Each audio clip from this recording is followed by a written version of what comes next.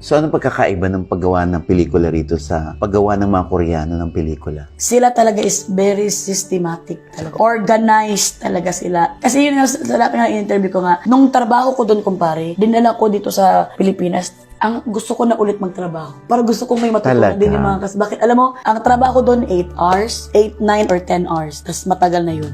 Hindi ka na pwede lumagpas doon. Ganon sila. Kapag lumagpas ka doon, kailangan mong kausapin lahat. Kung meron ka pang isang sequence na hindi nagawa, kausapin lahat. Kahit isa lang hindi pumayag, utility, hindi pwede idiretso yan. Kasi nirerespeto nila ang karapatan ng bawat isa. Talaga? Ganon. At aside from that, sobrang ako namin talaga pag kinukwento ko to kasi na-proud ako sa kanila. Hindi ba ang movie sa atin dito, commercial lang naman yung may parang picture na sa atin dito. Sa kanila, movie. Ganon para sa kanila kaselan. Kailangan meron ka talagang kwan para hindi na magtatanong yung cameraman sa lightsman. Hindi na rin magtatanong yung director sa kwan kasi napagmitingan na nila na ito yung shot. Galing. Ito pangalawang shot. Kung may gusto kang idagdag, sabihin mo ahead kasi gagawin. Hindi sila nag-uusap yung parang, kunin mo yung kuan, kunin mo yung ganito. Wala. Titingnan na nila. Next. Ito lang, sabihin. Ayusin na agad yung lights. Tapos mas ilan talaga sila. Tapos, kunwari yung mga mukha nila, may mga pimples dito. May patch agad sila nang nalalagay. Alam mo yun? Kompleto. Tapos napakali, may mga gloves sila. Kasi dito pa sa atin, di ba maawa ka kung tayo ng mga artista at pack up na tayo. Tapos nakikita natin natin mga utility. Nakachinelas. Parang antok na naawa ka. Totoo. Di ba tayo sa kanila, hindi ka maawa. Glass skin pa mga pisti. Mas glass skin pa sa'yo. Hindi ka maawa na magkaroon sila ng mga, yung mauna kami mapack up, sila huli. Di ba tayo naawa tayo sa kanila dahil huli mapapack up yung mga staff. Hindi ka maawa dahil bakit? Para silang trabaho kami. Pero ang gwapo pa rin nila tingnan. Para silang mga opa na parang gustong-gusto nila yung trabaho nila. Fresh pa rin. Fresh pa rin siya. Kami namang artista ni Alora na lamog na yung mga mukha namin. First eksena pa lang, lamog na. Hanggang huli sila talagang talaga. Na-amaze sila. Ito pa pinaka-na-amaze ko dahil grabe sila ka-dedicated sa work nila dahil sabi ko, at saka walang tent doon kumpare ha. Kasi sa 8 hours na shooting, nandun na yung lunch. So, kailangan nakatayo ka talaga active kasi alam nyo nang gagawin eh. Namitingan nyo nang gagawin. So, didiretso. Organized. Okay, now good take. Next. Ganun agad sila. So, sabi ko, alam ang lunch doon. Restaurant. Binibigyan nila ng importansya ang kain. Dahil sa 8 hours nila, grabe ang dedication nila, nakatayo lang sila. Sa restaurant sila kakain. Pati nga kami, restaurant na, amaze kami na, huh? Hindi pack lunch. Hindi. Noon dinala namin sila dito, backlash na. Sabi na, parang nagutom, parang tingnan lang ata yung sabi nung isang Korean, finish? Parang gumana. Na-amaze sila.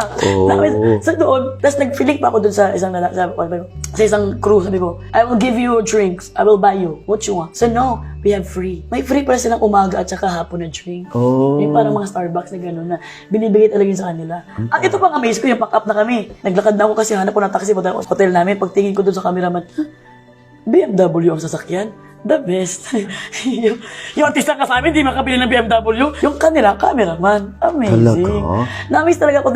Siguro binibigay talaga sa kanila yung sakto na kuhan talaga sa kanila doon. And then, ito ba naka-amaze ko? Nakatayo lang. Yung mga kasama namin, sila Dojian, sila Lisunggi, nakatayo. Nakaupo lang yun ha. Eksena go na. Walang 10-10. Aksaya ka pa ng oras. 8 hours na lang shooting nyo. Aksaya ka pa, tatawag mo pa sa 10. Naglalakad pa. Ay, talaga. Sa kanila nakaabang na dyan. Na-amaze nga ako. Sabi ko nga, alam mo, mabilis pala ang work kung ganito. So, in 8 hours, ilang eksena? Tapos na. Hindi kasi sila kagaya sa atin na ginagawang, yung imposible talaga ang gagawin posible. Hindi. Tatlong sequence, 4 na sequence sa isang araw, magagawa natin yan. Hindi sila yung sa atin, 8 sequence sa isang araw. Mamatay-matay na lahat ng tao. Talagang, kasi uubusin ng lakas mo yung ilang hours mo na magtatrabaho eh. So why not 8 hours ka magtrabaho, pero pukpukan? Para pagtapos, hindi na fluctuate yung energy mo. Yung assistant director namin doon na babae is assistant director ng Crash Landing on You. Oh. Umulan kasi eh. So, na-amaze ako na. So, nag-tent kuha mo na kami sa open tent ba? Sumilong na lahat. Sumilong kasi, no? Tapos ng babae ang assistant director. Sabi ko, Zara, sit. Sabi ko, sit. Ginawa namang aso, no? Zara, sit. Sabi ko sa kanya, no, we will stand because our boss is standing. Kasi yung DOP nila nakatayo. Pero kami, makabuka ka pa kami. Yung director namin nakagano'n. Bawal pala. Ganon sila kuhaan sa respect nila. Grabe pala sila talaga sa respect nila doon. Na-amaze talaga ako. Saka yung mga camera nila doon, talagang remote control. At wala ng cameraman dito nagtitingin sa camera dito kasi parang traveling seat ba. Wala ng cameraman. Andun pala ang cameraman. Nagpindot-pindot na. Remote control lang kanilang camera. At dito hanapin, nagagano'n.